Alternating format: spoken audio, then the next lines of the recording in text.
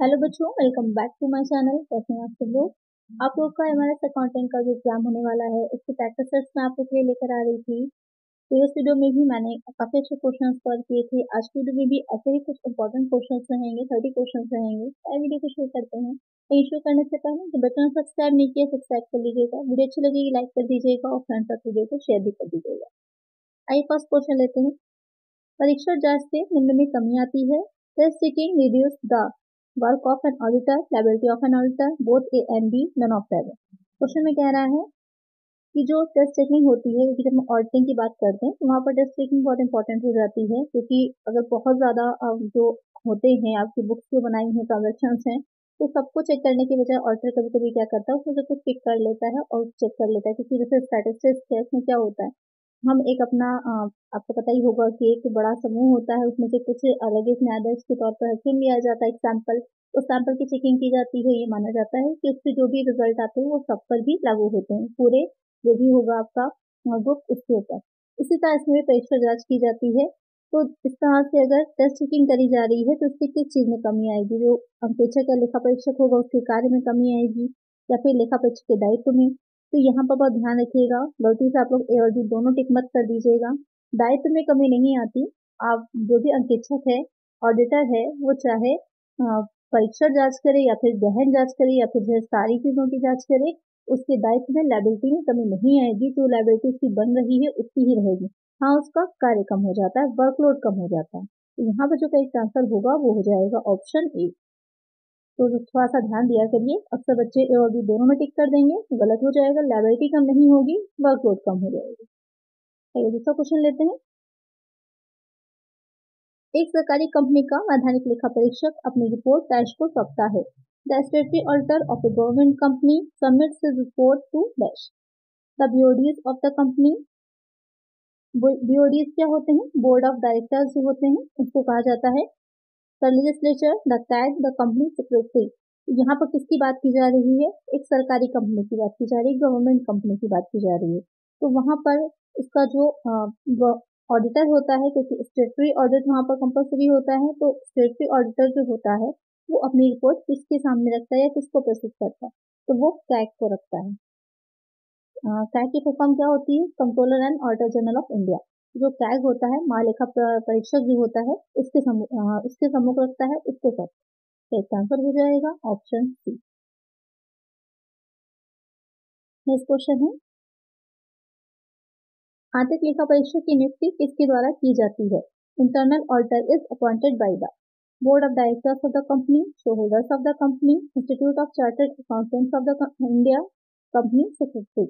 यहाँ पर क्वेश्चन क्या कह रहा है कि जो आंतरिक अंकेक्षक या लेखा परीक्षक होगा उसकी नियुक्ति कौन करता है। तो यहाँ पर आंतरिक लेखा परीक्षक की बात हो रही है तो निदेशक मंडल, शेयरधारक या फिर जो institute of chartered accountants of India या फिर कंपनी सचिव। तो यहाँ पर ये वाला तो सीधे ही बाहर हो जाएगा, क्योंकि आंतरिक लेखा परीक्षक है इससे मतलब ही नहीं है। कौन उसकी नियुक्ति करेगा, किसके द्वारा की जाएगी, वो हो जाते हैं जो कंपनी का निदेशक मंडल होता है, बोर्ड ऑफ डायरेक्टर्स होते हैं, इसके द्वारा की जाती है। नॉर्मली जो अंकेक्षक होता है, जो कंपनी का अंकेक्षक होगा, उसकी नियुक्ति क्या होती है, उसकी नियुक्ति सदस्यों द्वारा जो अंशधारी होते हैं वहां पर की जाती है। लेकिन जो आंतरिक लेखा परीक्षक होता है, एक कंपनी में एक कर्मचारी की तरह काम करेगा, उसकी जो नियुक्ति की जाती है बोर्ड ऑफ डायरेक्टर्स के द्वारा की जाती है। तो इसका आंसर हो जाएगा ऑप्शन ए। नेक्स्ट क्वेश्चन है, what is the maximum limit of companies for an individual auditor to audit under section 141 subsection 3 subsection G of companies act 2013। यहाँ पर कंपनी अधिनियम 2013 की धारा 143 की उपधारा 3 के धारा जी के तहत एक व्यक्तिगत लेखा परीक्षक के लिए कंपनी के ऑडिट की अधिकतम सीमा क्या होती है, कि जो कंपनी का ऑडिट होता है वो किसकी लिमिट तक करवाया जाता है। 10, 15, 20 या फिर कोई भी लिमिट नहीं होती है। तो इसके अनुसार क्या लिमिट रहती है, इसकी जो लिमिट हो जाती है वो हो जाएगी 20। 20 की लिमिट रहती है। यहाँ पर क्वेश्चन पूछ रहा है आपसे एग्जैक्टली कि एक ऑडिटर जो होता है वो किसी भी कंपनी में कितनी बार जो होता है व्यक्तिगत रूप से ऑडिट कर सकता है। तो यहाँ पर उसकी जो अधिकतम सीमा होती है वो 20 होती है। तो इसका आंसर क्या हो जाएगा ऑप्शन सी। नेक्स्ट क्वेश्चन, लेखा परीक्षा कार्यक्रम किसके द्वारा तैयार किया जाता है।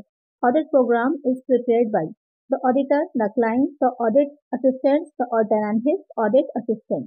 क्वेश्चन में कह रहा है कि जो ऑडिट प्रोग्राम होता है वो कौन प्रिपेयर करता है। क्योंकि ऑडिट प्रोग्राम जो होता है किसका होता है, ऑडिटर का होता है कि ऑडिट किस तरह से करेगा वो, तो कौन उसको प्रिपेयर करेगा, ऑडिटर ही प्रिपेयर करेगा। तो इसका आंसर क्या हो जाएगा, ऑप्शन ए। नेक्स्ट क्वेश्चन है, वेतन मद के तहत कर योग्य आय के संबंध में निम्नलिखित में से कौन सा पूरी तरह से कर योग्य नहीं है। With respect to income taxable under the head salaries which of the following is not fully taxable, commission, bonus, children education allowance, dearness allowance. तो क्वेश्चन यहाँ पे कह रहा है कि जो सैलरी हेड होता है उसके में जो कर योग्य इनकम या जो टैक्सेबल इनकम हम लोग निकाल रहे होते हैं, तो उसमें कौन सी ऐसी इनकम है जो उसमें से पूरी तरह से कर योग्य नहीं होती, टैक्सेबल नहीं होती है।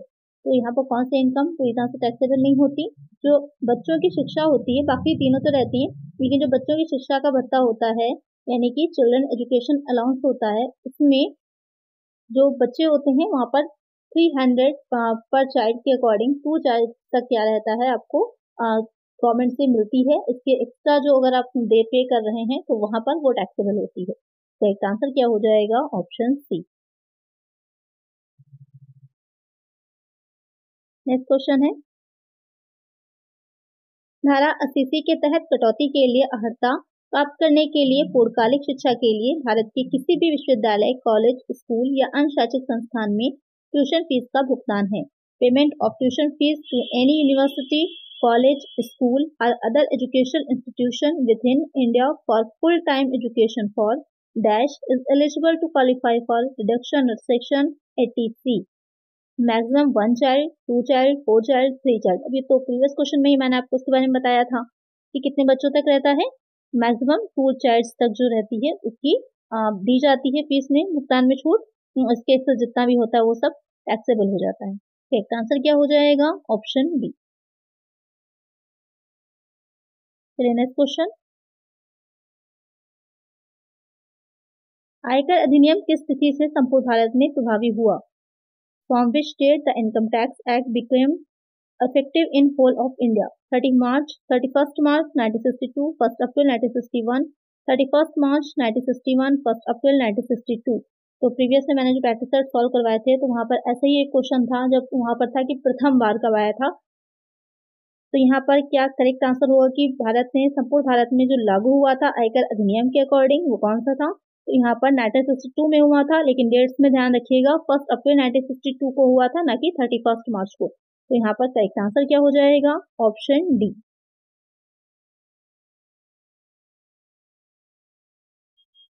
नेक्स्ट क्वेश्चन है, यह राष्ट्रीय विकास और आर्थिक एवं राजनीतिक स्थिति को मजबूत करने के लिए अच्छा है। This is good for national development and strengthening economic and political situation. Tax guidance, tax planning, tax evasion, none of these. तो यहाँ पर क्वेश्चन में कह रहा है कि अगर हम बात कर रहे हैं नेशनल डेवलपमेंट की या उसको स्ट्रेटन करने की, तो ऐसे सिचुएशन में इसमें से कौन सी चीज जो होती है वो अच्छी रहेगी, सही मानी जाती है। तो यहाँ पर जो कर बचाव होता है वो भी गलत है और कर चोरी भी गलत है, यानी कि अवॉइडेंस और एवेजन दोनों ही गलत है। क्या सही है, टैक्स की प्लानिंग करना। अगर आप कर योजना बना रहे हैं, कर नियोजन कर रहे हैं, टैक्स की प्लानिंग कर रहे हैं तो वो अच्छा माना जाता है। करेक्ट आंसर हो जाएगा ऑप्शन बी। टैक्स प्लानिंग में ये है कि आप अपनी इन्वेस्टमेंट इस तरह से करिए, जैसे कि इंश्योरेंस पॉलिसी ले लीजिए या इस तरह की कोई भी जीवन बीमा प्रीमियम ले लीजिए, कुछ भी इस तरह का लेते हैं आप तो जिसमें आपको छूट मिल रही है, जो भी सेक्शंस 80 की दे रखी हैं जिसके अंतर्गत डिडक्शंस दी जाती हैं, तो उसे आप टैक्स का क्या कहते हैं, प्लानिंग करना कहते हैं। लेकिन अगर आप अवॉइड कर रहे हैं, बच रहे हैं उससे या उसकी चोरी कर रहे हैं तो वो गलत है। करेक्ट आंसर हो जाएगा ऑप्शन बी। नेक्स्ट क्वेश्चन है, अवश्य की आय को किसकी आय में शामिल किया जाता है। Income of minor, income of child is included in the dash, father, mother, whose income is higher, none of these. अच्छा क्वेश्चन है, यहाँ पर क्वेश्चन कह रहा है कि जो एक अवयस्क है यानी कि 18 ईयर्स से नीचे है, कम आयु है इसकी, तो 18 ईयर्स से कम आयु का व्यक्ति क्या कहलाता है, माइनर हो जाएगा। तो उसकी इनकम जो हो रही है, क्योंकि जैसे चाइल्ड आर्टिस्ट होते हैं, जैसे कि बच्चे हैं, आपने देखा ही होगा आजकल, उनकी भी इनकम बहुत अच्छी हो रही है, तो उनकी जो इनकम होती है उसको किसकी आय में शामिल किया जाता है। तो उसको जिसकी भी आय अधिक होगी मदर या फादर में से, उनकी इनकम में जोड़ा जाता है। तो एक आंसर क्या हो जाएगा, ऑप्शन सी। नेक्स्ट क्वेश्चन है, कंपनी ऑडिटर की नियुक्ति किस धारा के तहत की जाती है? Under which section a company auditor is appointed? 224, 228, 230, subsection A, 251। तो यहाँ पर क्वेश्चन कह रहा है कि जो एक कंपनी अंकेक्षक होता है उसकी नियुक्ति जो होगी वो किस सेक्शन के अंतर्गत की जाती है? तो उसकी नियुक्ति जो की जाती है तो सेक्शन 224 के अंतर्गत की जाती है, सेक्शन 224 के अंतर्गत की जाती है। कहाँ पर की जाती है? तो कंपनी की जो एनुअल मीटिंग्स होती हैं वहां पर अंशधारियों के द्वारा की जाती है। चलिए नेक्स्ट क्वेश्चन लेते हैं। शाखा लेखा परीक्षक को अपनी रिपोर्ट प्रस्तुत करनी होगी। The branch auditor shall submit his report to the dash managing director, company auditor, finance controller, company law board. तो जो शाखा लेखा की ब्रांच अकाउंटिंग जो होती है तो वहां पर जो शाखाएं होती हैं उसका जो ऑडिटर होता है वो अपनी रिपोर्ट को कहाँ पर प्रस्तुत करता है या किसके समक्ष प्रस्तुत करता है? तो वो अपनी रिपोर्ट को जो कंपनी का जो मेन हेड ऑफिस होगा, जो हेड ब्रांच होती है उसका जो ऑडिटर होता है उसके सम्मुख प्रस्तुत करता है। यहाँ पर करेक्ट आंसर क्या हो जाएगा? Option B. चलिए नेक्स्ट क्वेश्चन लेते हैं। आंतरिक लेखा परीक्षक की नियुक्ति किसके द्वारा की जाती है? Internal auditor is appointed by the management, share holders, government, स्टेटरी auditor. Question कह रहा है कि जो आंतरिक लेखा परीक्षक होता है उसको कौन नियुक्त करता है? बहुत ही सिंपल सा क्वेश्चन है, इजी सा है। इसकी नियुक्ति जो की जाती है कौन करेगा? या तो संचालक मंडल दे रखा होता आपका आंसर तो वो भी करेक्ट होता, लेकिन यहाँ पर से प्रबंधन दे रखा है मैनेजमेंट, तो ये भी आपका करेक्ट हो जाएगा। एक आंसर हो जाएगा ऑप्शन ए। ऑडिटर की नियुक्ति जो होती है, जर्नल ऑडिटर जो होता है नॉर्मली उसकी करते हैं शेयरधारक, शेयर होल्डर्स एनुअल मीटिंग में, लेकिन अगर आंतरिक लेखा परीक्षक है तो उसकी प्रबंधन करता है या फिर अगर संचालक मंडल होगा तो वो करेगा। नेक्स्ट क्वेश्चन है। आमतौर पर ऑडिट किस अवधि के लिए किया जाता है? Generally audit is conducted by the for the period of dash 1 year, 2 year, 3 year, uncertain period. तो ऑडिट जो होता है किस अवधि के लिए होता है? तो सामान्य तौर पर जो ऑडिट होता है वो लेखांकन वर्ष के समाप्त होने के बाद, जब आपके सारे जो डॉक्यूमेंट्स होते हैं, सारे जो आपके अकाउंट्स होते हैं, स्टेटमेंट्स होते हैं, कंप्लीट बन चुके होते हैं फाइनल अकाउंट्स, उसके बाद किया जाता है, जिसकी अवधि मोस्टली 1 वर्ष की रहती है। तो 1 वर्ष की अवधि के बाद होता है। तो एक आंसर हो जाएगा ऑप्शन ए। नेक्स्ट क्वेश्चन है। किसी व्यवसाय की पुस्तकों और अभिलेखों की व्यवस्थित जांच कौन सी है? Which is the systematic examination of the books and record of A business? Auditing, watching, verification, checking. तो ये सारी ही चीजें क्या हैं? ऑडिटिंग से ही रिलेटेड हैं। व्यवस्थित जांच की यहाँ पर बात हो रही है कि जो बुक्स और रिकॉर्ड्स रखे गए हैं उसकी व्यवस्थित जांच क्या कहलाती है? तो यहाँ पर वो कहलाती है ऑडिटिंग, अंकेक्षण। और ये वाउचिंग, वेरिफिकेशन, चेकिंग ये सब किसके अंतर्गत ही आ जाता है? ऑडिटिंग, अंकेक्षण में ही आ जाता है। करेक्ट आंसर हो जाएगा ऑप्शन ए। इससे पहले के प्रीवियस वीडियोस में मैंने ज्यादातर क्वेश्चन जो थे वो फाइनेंशियल अकाउंटिंग से इंक्लूड किए थे, इसीलिए इस वीडियो में ज्यादा क्वेश्चन आपके या तो टैक्स से रिलेटेड है या फिर ऑडिट से रिलेटेड। नेक्स्ट क्वेश्चन है। सेवा जारी रहने के दौरान मिलने वाली ग्रेजुटी सभी कर्मचारियों, चाहे सरकारी हो या गैर सरकारी कर्मचारी, के हाथ में होती है।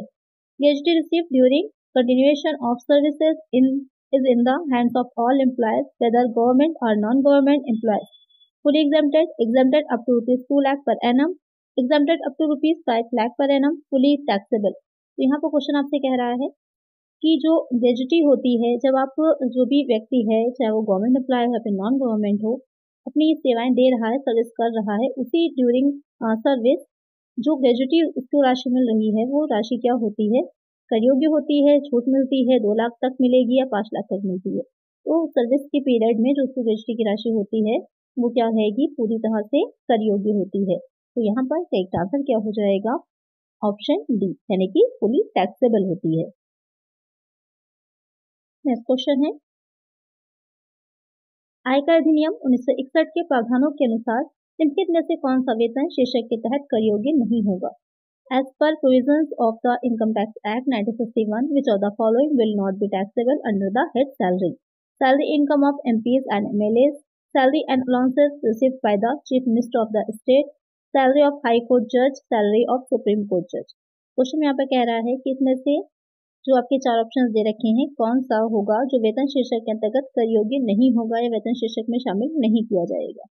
तो यहाँ पर चाहे वो टैक्सेबल हो या ना हो उसको शामिल ही नहीं करेंगे सैलरी हेड में। तो यहाँ पर कौन सा हो जाएगा?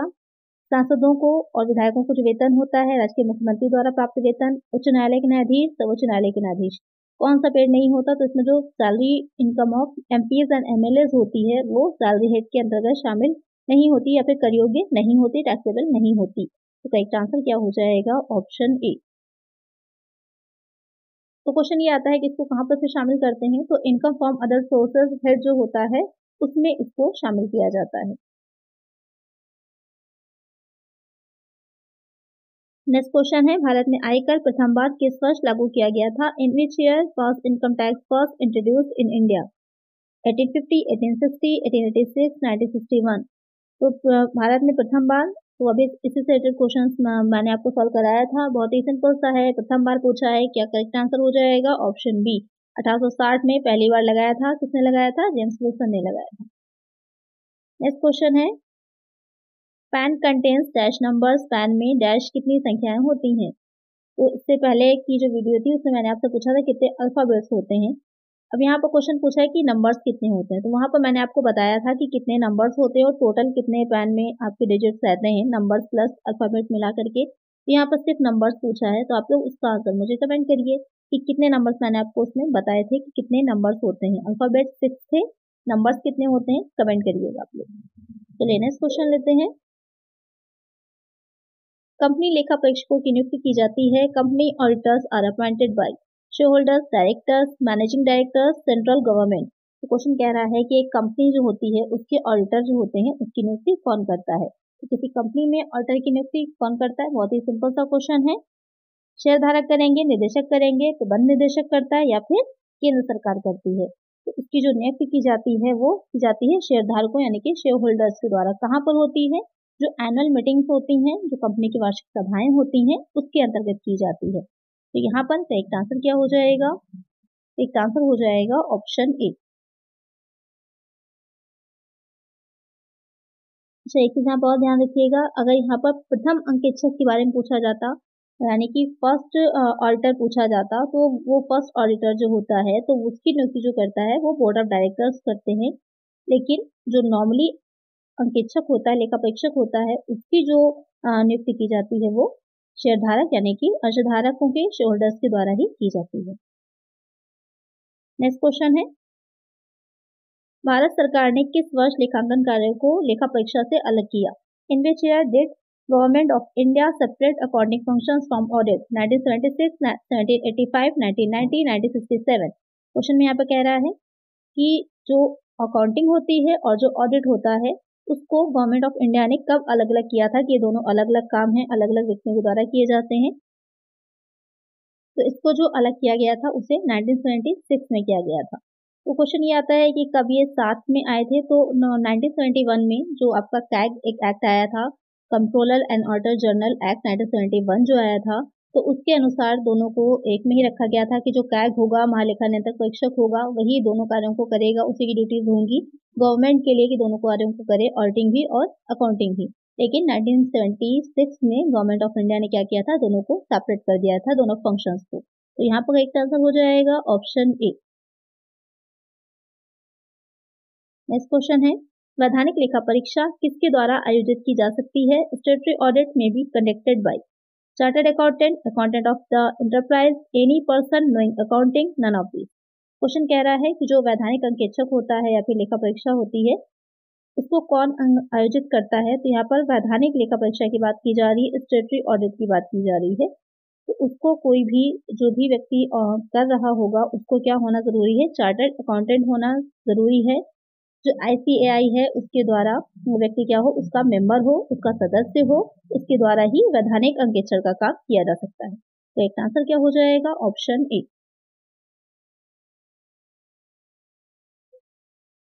नेक्स्ट क्वेश्चन है, कैग अधिनियम 1971 के अनुसार नैतिक महालेखा परीक्षक का कार्यकाल डैश है।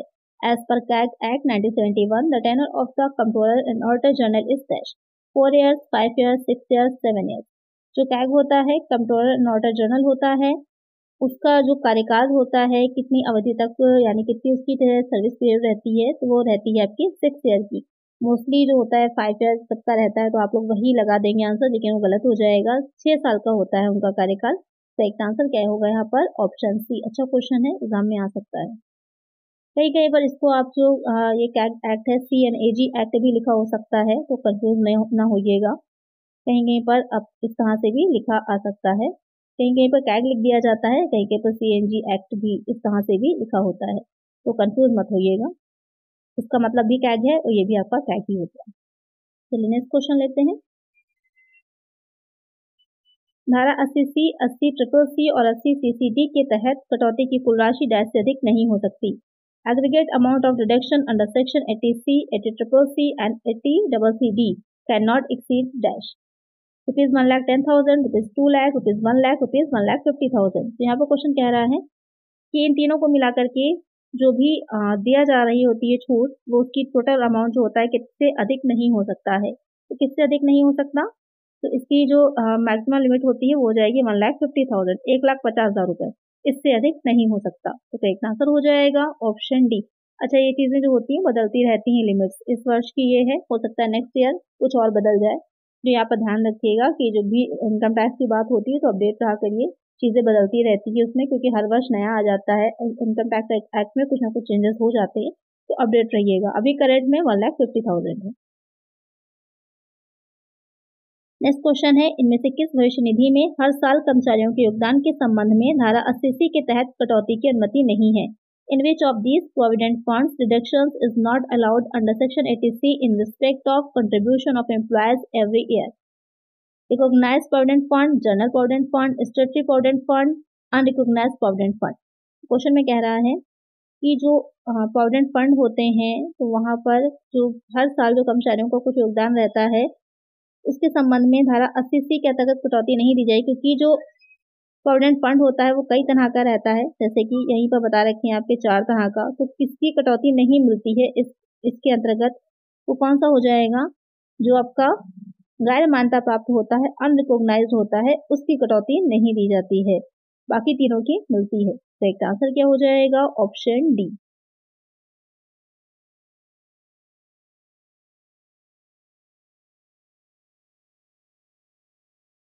नेक्स्ट क्वेश्चन है, निवास के आधार पर करदाताओं को कितनी श्रेणियों में बांटा गया है?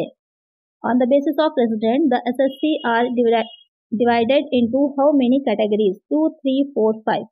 यहाँ पर क्वेश्चन में कह रहा है कि जो करदाता होता है, क्योंकि आपको पता होगा टैक्स जो होता है वो सिटीजनशिप पे नहीं लगता, नागरिकता पे नहीं लगता, बल्कि रेजिडेंशियल स्टेटस पे लगता है, जो निवासी स्थिति होती है उसके आधार पे लगता है।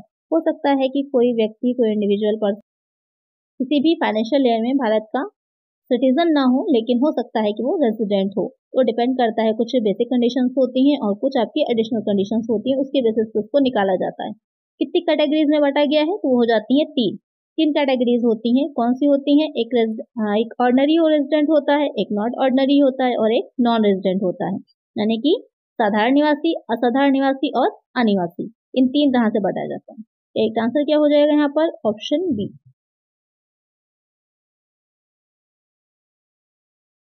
नेक्स्ट क्वेश्चन है, एकल व्यापार में आयकर यहाँ पर होगा दिखाया जाता है, थोड़ा सा मिसप्रिंट हो गया है।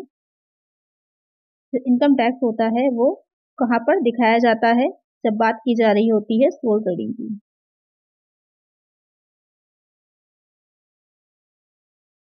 Income tax in sole trading is writing in balance sheet, profit and loss account, profit and loss appropriation account, all of these. तो यहाँ पर जो क्वेश्चन में कह रहा है कहाँ दिखाया जाता है, तो उसे बैलेंस शीट में दिखाया जाता है, जो आपका आर्थिक चिट्ठा होता है उसमें दिखाया जाता है। तो यहाँ पर एक आंसर क्या हो जाएगा, ऑप्शन ए। नेक्स्ट क्वेश्चन है, वेतन पर TDS का प्रावधान आयकर अधिनियम 1961 की धारा डैश के तहत किया जाता है। Provision of TDS on salary और deal under section dash of the income tax act 1961, 196, 198, 194, 192। तो यहाँ पर क्वेश्चन में TDS क्या होता है, टैक्स डिडक्ट एट सोर्स। तो ये किस धारा में या किस सेक्शन के अंतर्गत इसका प्रावधान किया गया है, तो किस सेक्शन में किया गया है, 192 में किया गया है। तो एक आंसर क्या हो जाएगा, ऑप्शन डी। TDS की तरफ से एक वीडियो भी मैंने अपलोड करी थी, जो क्लासेस आपकी थी वहां पर, अगर नहीं देखी है तो उसका लिंक मैं दे दूंगी। आप लोगों ने, जिन बच्चों ने नहीं देखा है तो देख लीजिएगा, लमसम आपका ज़्यादा सिलेबस उसमें जो है कंप्लीट कर दिया है मैंने, तो वहां पर देख लीजिएगा। आइए नेक्स्ट क्वेश्चन लेते हैं।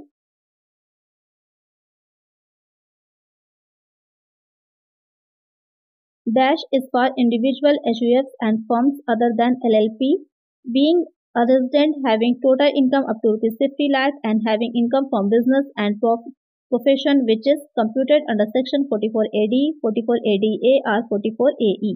व्यक्तियों या फिर जो हिंदू आबादित परिवार होता है HUFS जिसे बोला जाता है, और फर्मों LLP के अलावा के लिए जिनकी कुल आय 50 लाख रुपए तक है और व्यवसाय और पेशे से आय है, जिनकी गणना धारा 44AD, 44ADA या फिर 44AE के अंतर्गत की जाती है, तो उनको कौन सा जो आपका ITR होता है, इनकम टैक्स रिटर्न फॉर्म होता है, वो फिल करना होगा। ITR 4, ITR 7, ITR 6, ITR 5 कौन सा भरना होता है उन्हें ITR 4 भरना होता है। तो एक आंसर क्या हो जाएगा? Option A. आई होप आपको समझ में आ गया होगा, क्वेश्चन अच्छे लगे होंगे, समझ में भी आ गया होगा। LLP क्या होता है इसकी फुल फॉर्म समझ लीजिएगा, लिमिटेड लायबिलिटी पार्टनरशिप कहते हैं LLP की फुल फॉर्म को। हाँ, ध्यान में रख सकते हैं आप, हो सकता है एग्जाम में पूछ ले। तो LLP हो जाएगा लिमिटेड लायबिलिटी पार्टनरशिप। यहाँ पर करेक्ट आंसर हो जाएगा ऑप्शन ए।